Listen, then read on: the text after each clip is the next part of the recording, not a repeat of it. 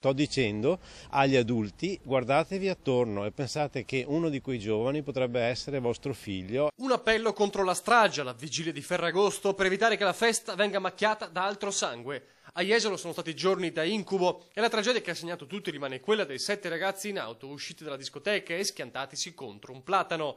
La morte di Nicole Bergamo e un 18enne neopatentato in stato di ebbrezza, ora indagato per omicidio colposo. Loro, gli uomini del CERT dell'ASL 10, presenti nei locali per insegnare l'educazione e la sicurezza, hanno sfiorato quei ragazzi e il rammarico è lacerante.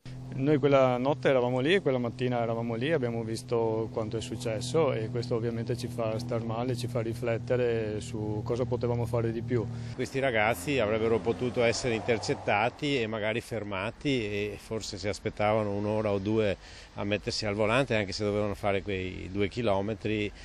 Chi lo sa come sarebbe andata. Un camper fuori dalla discoteca per offrire la possibilità dell'alcol test, per informare, per prevenire. I volontari non vogliono mollare la battaglia, ma stavolta non si rivolgono soltanto ai ragazzi. Nel mirino gli adulti, i genitori in primis, ma anche chi lavora nei locali, dai gestori ai baristi, agli uomini della sicurezza. Se vedete qualcuno che si sta avviando alla macchina alterato, fermatelo, offritegli un cappuccino, tenetelo là un paio d'ore e avrete forse evitato un incidente stradale. Ed un monito: non criminalizzare i ragazzi, naturale che vogliono divertirsi, ma devono conoscere i propri limiti, bisogna insegnarlo con il giusto approccio. Perché se noi ci mettiamo là a fare vigili urbani, chiaramente i ragazzi ci rifiutano.